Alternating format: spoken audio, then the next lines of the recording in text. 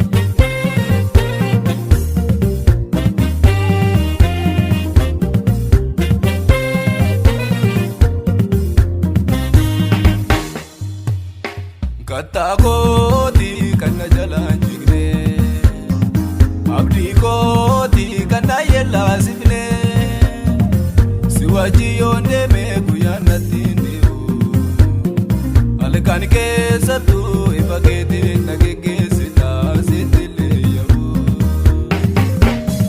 kattaa kootii kan na jalaan jigne abdii kootii kan na yellaasifne waji yonde me guyana tindiu alekan keessattu ifaketi nagegesi na zetele yabu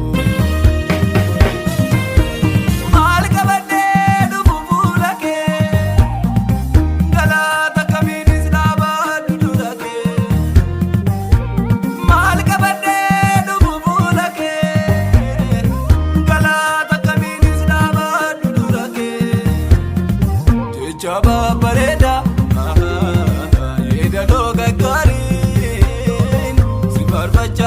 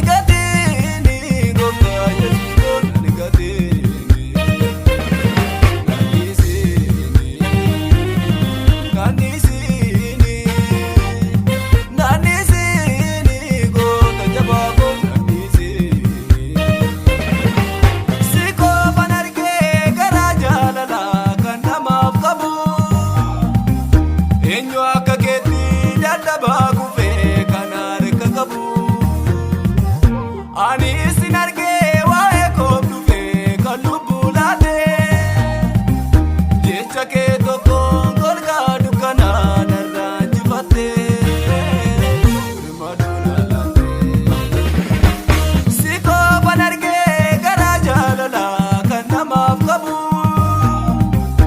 eenyu akka keetti dadhabaa kufee kan harka qabu. Ani sin argee waa'ee koo dhufee kan lubbuu laatee jecha kee tokkoon golgaa dukkanaa narraa injifattee birmaduu na laattee naan qubaa mana keetii si faarfadhaan kan keetii yoo dulloome guggubeessi nuufni goosoo mana keetii. Naan qubaa mana keetii si faarfadhaan kan keetii yoo dulloome guggubeessi nuufni goosoo mana keetii. Naan qubaa mana keetii si faarfadhaan kan keetii yoo dulloome guggubeessi nuufni goosoo mana keetii. Faarfachuun obsuu si jajachuun dhiisuu wabii gaafa hundumaa furmaata dhala namaa ergasiin qabaadhee maali yaaddoo namaa si faarfachuun obsuu si jajachuun dhiisuu wabii gaafa hundumaa furmaata dhala namaa ergasiin qabaadhee maali yaaddoo namaa. Situun dachalaa firaaf lammii jaalaa waaqa ardiif samii mootii samiif dachee si maaltu madaalaa guddaa konsiin jedhaa jabaa hundaan olii kan madaalli hin qabne kaleessa siif ture har'aa si jiraata borii sitti fufee goota hundaan olii siif maalum jedhure. Namaan gattuu raawwattee namaaf duftareeffattee warra obsee si eeguu garraa miikoo yuukkattee. Namaan gattuu raawwattee namaaf duftareeffattee warra obsee si eeguu garraa miikoo yuukkattee.